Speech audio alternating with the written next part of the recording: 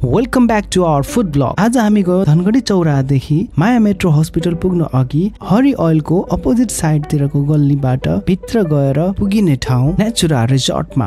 अति नै पवाल interior with full of beautiful green gardens, एकदमै भाइब्रेन्ट र फ्यामिली एम्बियन्स भएको नेचुरा रिजोर्टमा पुग्ने बित्तिकै मनै प्रफुल्लित भयो। हाम्रो मेसी साथी फुल इटिङ मोडमा हुनुहुन्थ्यो। आज नेचुरा रिजोर्टको स्पेशल डिसहरू के छ भनेर सोध्दा उहाँहरूले मटन ह्याकुला र टाउको फ्राई भन्ने डिस चाहिँ रेकमेन्ड भइसकेपछि एक प्लेट अर्डर गर्यौं। साथै आज हामीले अलिअलि पिउनको लागि रेड बुल पनि अर्डर गर्यौं। आफ्टर 20 to 25 मिनट्स हाम्रो फर्स्ट अर्डर मटन ह्याकुला आइपुग्यो र फर्स्ट बाइट हाम्रो मेसी साथीले लिनुभयो र एकदमै जुसी एन्ड टेस्टी छ भनेर भन्नुभयो। मेसी साथी आज एकदमै खुनी पारामा खाइराख्नु भएको थियो। यसको पोर्सन पनि अति नै हेभी थियो, अलमोस्ट 4 जनालाई ठिक्क हुने गरे। आफ्टर दैट टाउको फ्राई ट्राई गर्नुभयो मेसी साथीले। त्यो चाहिँ अलिकति चिल्ली टाइपको रहेछ। 4 जनालाई पुग्ने जति आइटम 2 जनाले भ्याइसकेपछि बिलसिल तिरेर पानी सानी पिएर मुख मिठो पारेर एकछिन अवलोकन गरेर घरतिर फर्कियौं। यदि तपाईहरु पनि नेचुरा रिजोर्टमा जानु भएको छ भने कस्तो लाग्यो भनेर कमेन्टमा लेख्न नबिर्सिनु होला है त। जय धनगढी, जय नेपाल।